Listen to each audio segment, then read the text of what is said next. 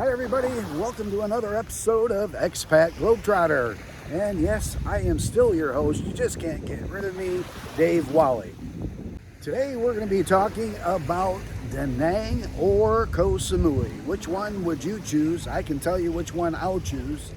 If I was going to choose to live in one of them, I would choose. So although we're not going to get into the specifics, we're going to talk about cost of living in each place and access to resources, basically like food, transportation, communication, shopping, and that type of those types of topics. And of course, you can't forget safety and honesty.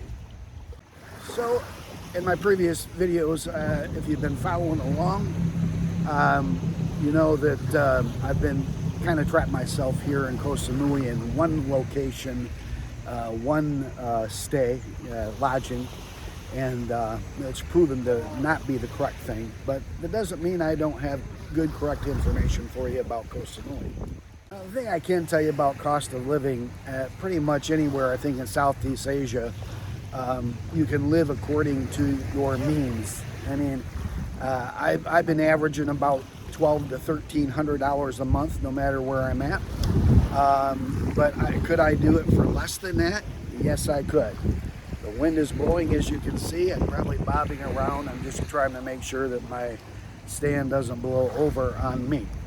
So, yeah, as far as cost, I mean, like I say, I'm Koh Samui. Of course, things are going to be more expensive, but if you were trying to work on a lower budget, you can find housing in less expensive places than right near the beach. Going inland just a little bit, it drastically goes down. I can see where a person can live in Koh Samui, if they were careful, on $1,000 US a month. So that compared to DaNang, which is a hot topic all the time on YouTube. DaNang is, a great spot. It has everything to offer. And for those looking to live on a budget, you can probably more easily find that cost of living lower than what you can find here in Koh Samui. Once again, you can probably find the same, but it just takes a lot more work to find it here in Koh Samui as opposed to DaNang. As you see in the background here, you got a couple of jet skis coming in. That kind of stuff is available in DaNang as well. I think there's more of it here. It seems to be along the beach line. I'm south of Lamai Beach. Lamai Beach is like, over there. Can't see it, it kind of wraps around, but yeah, and then there it's it's real busy and active, much like up in Shawang Beach here, which is on the northeast corner of the island. And it's a nightlife haven, if that's what you're looking for. Where I'm at here, south of Lamai, there is some nightlife. There's clubs here along I don't want to move my camera at this point, but yeah, the beach is lined with some clubs here, but nothing like Lamai Beach or especially Shawang Beach. So, but you do have access to nightlife. When I was in DaNang, I stayed in the Antum neighborhood, and it was deader than a doornail there at that time. Let's see, that was February, March, April, I think I was there. But at night, I mean, I'm not a real nightlife kind of person, so I didn't go out in search of the, happening spots, but there was a lot of, it was all bars and restaurants and clubs. I mean, door to door, which brings me to my next thing. Anywhere you stay, you can elect to, in Southeast Asia, namely Vietnam or more preferably DaNang or Koh Samui, you can elect to stay in areas that you can walk out your door and find access to pretty much everything. The place where I'm at now is not so much the case. I gotta walk a ways to find everything. But that's just the second part, another way of life. Transportation has been kind of a hot topic for me here in Koh Samui. It's a lot more expensive for transportation here than it is anywhere I stayed in Vietnam, from Saigon all the way north to Hanoi. Here the taxis are probably 3 times, a minimum of 2 times, if not 3 times the cost. The little red trucks, they call them tuk-tuk trucks or songgaos. Those are inexpensive, but they can be expensive as well, depending on how bad they want to take advantage of you. Grab is here. I've taken the Grab motorbike a few times, but even Grab is 2 to 3 times the cost as it is in Vietnam. So you are staying in an out-of-the-way place, like I am here. To go to the grocery store, it's a $10, about a $10 round trip for me, which isn't ungodly high. But once again, that'd be $10 I would be saving if I was staying somewhere that is, where I walk out my door and I have access to everything, like I did in Hanoi or Da Nang in the Antum area.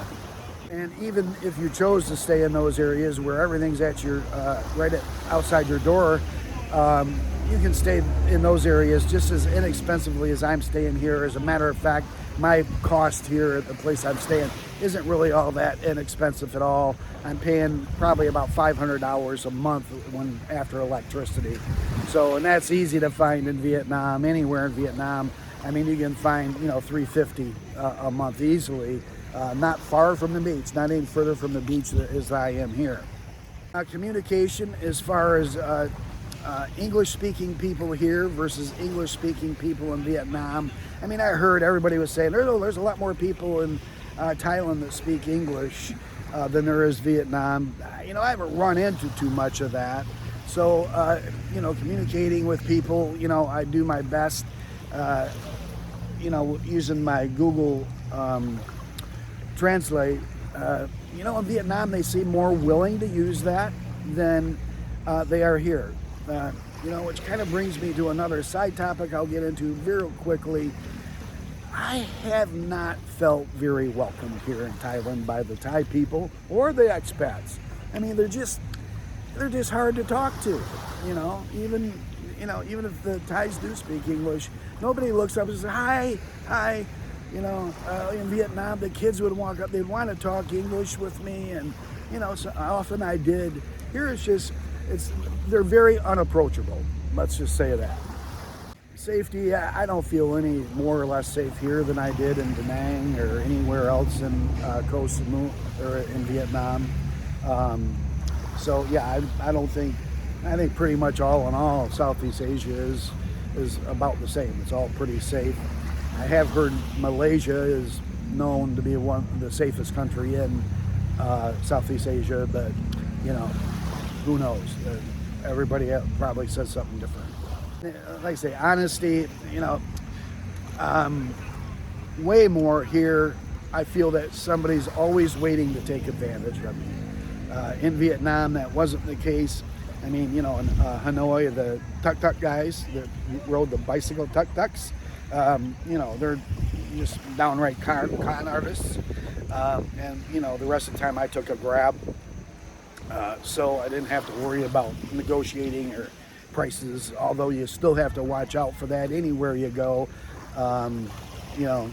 Somebody trying to say, oh, your card didn't go through, you need to pay me directly. You got to watch out for that too. But I only had that happen one time to me, and that was in Saigon. But we got things sorted out because I didn't get out of the car until I could prove to them that it hit my account. So the food, it's hard here because, like I say, the access to, there's not many restaurants. I've got I have a handful of restaurants to go to. There are, I should say there are several, but most of them are, restaurants along the beach here, and the pricing is obviously going to be more. About a 200-yard walk once I get to the ring road here, 4169, there are more local type restaurants, and it's inexpensive. But you can only go to the same restaurant so many times before you kind of, I'm ready to try something new. But other than that, it would mean a taxi or a Grab ride into Lamai Beach in order to find more access. And once again, I think it's going to be pretty much more similar to what I'm seeing on the beach here, as far as the higher cost restaurants that are on the water. I'm sorry, back to communication. A lot of that goes back to your cell phone. I mean, I've got a unique system because I'm a constant or a full-time traveler. I'm not really concerned with, long-term cell phone. I know you could get that a lot cheaper than what I do. I get a data thing that provides me all the data I want, a SIM card for $15-ish US per month here in Thailand, and that I get through, I think it's Axis is the name of it. But if I was here full time, I could go to a cell company and I'm sure get a better deal than that even. Like I say, I use Tello for my cell service, $6 a month, and that allows me to get the text messages for two-phase verification or two-step verification. So I got that covered in other ways. So unfortunately, I'm not going to be a big help if you're planning on moving to one of these locations, what that would cost you. But all over Southeast Asia, it's going to be 65% less probably, at least, than it is in an industrial company like the U.S. or Canada or the U.K. So the last thing is visa or no visa. Here in Thailand, of course, they just on July 15th, they changed the law. So people from the U.S. and many other countries, you'll have to check if you're from somewhere other than the U.S. But anyway, you have 60 days visa-free entry. You just bring your passport. Now, Thailand is, if you watch my other video I just recently posted about the Thai visa change, there is they will be instituting an ETA, electronic travel authorization, which will start in beta. I believe it was at the end of December. So keep your eye peeled for that. If you plan on coming December or after that, you will need to get on the Thailand site and apply for the ETA. But for now, coming in prior to that beta rollout in December, you should be able to just bring your passport. I know when I came in, I showed them my passport, said 60 days, they smiled, stamp, and I was through the gate. So yeah, when they do roll out that ETA though, it will make it a little bit easier, because you'll be able to use the a QR code on your ETA form, and it will take you through the what they call it, automated gates. So it'll just, you'll scan that QR code and boom, you're through. So yeah, that sounds like it's going to be a big plus. I mean, when I came through, it wasn't too much of a wait though. All right, to Vietnam, you have to get the 90-day tourist visa. And once again, if you're going to live there, you do have to do a border hop every 90 days in order to renew that visa. And nothing I've heard so far, there's been people there doing that for years. It's just the cost involved in the border hop, and I call it a pain in the butt to do so. Oh, here in Thailand, that 60-day visa-free entry is eligible also for the 30-day extension, just like the 60-day tourist visa was before they opened it up visa-free. So you could ultimately wind up here in Thailand for 90 days visa-free before having to leave the country doing a visa hop. Now, those visa hops on that visa-free thing, I have heard there's a lot of chatter on the different Facebook groups that they're going to only allow that 2 times. I'm going to go into a little idea I have here real quick. If you don't want to come to Thailand and you don't want to or can't qualify for the retirement visa, which all that information's online. They do not accept income as a method of visa, the retirement visa approval anymore. It's the 800,000 baht in a savings account. But there's more details on my other videos on that. But if you just want to do the 60-day tourist-free visa, extend it for 30, I don't think that's going to be a problem. And keep in mind, on my visa-free exempt map that you can request via my email address in the description of the video here, as it points out, Malaysia is a 90-day visa upon entry. So you just show up with you're going to want to double check if you're going to have, I believe you have to have an Onward Ticket, check my links in the description here for the option for like $16 to get an Onward ticket that just dissolves itself basically in 48 hours to overcome that requirement.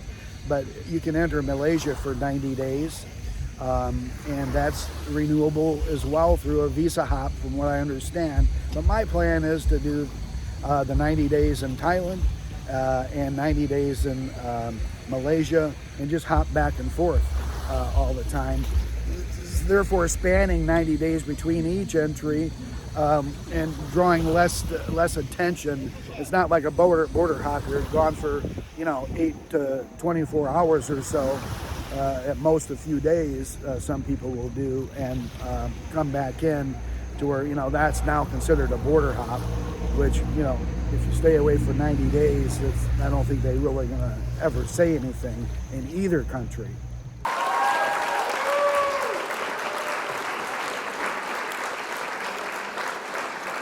So that's about all I have for you on this episode of Expat Globetrotter. The 24th ends my stay here in Thailand, Koh Samui, and I head to Sri Lanka. So I'll be doing videos there.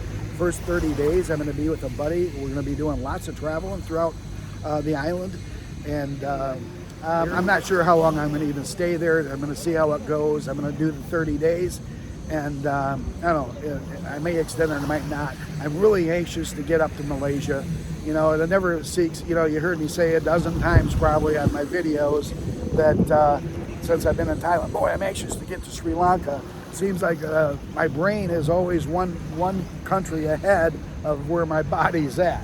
So anyway, thanks. I appreciate if you like my video here, or my videos period, please, right down here, subscribe and like, and give me some comments. I'm always anxious to hear from you, unlike most YouTubers, because I've tried to reach a lot of them here lately.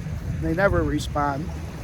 So, I mean, the email, they don't put an email in the comments or anything. My email's in there, but I prefer you respond to me in the comments, and so other people can, if they have the same question or they want to provide the same information as you do, other people can look in the comments as they read through and also find that information.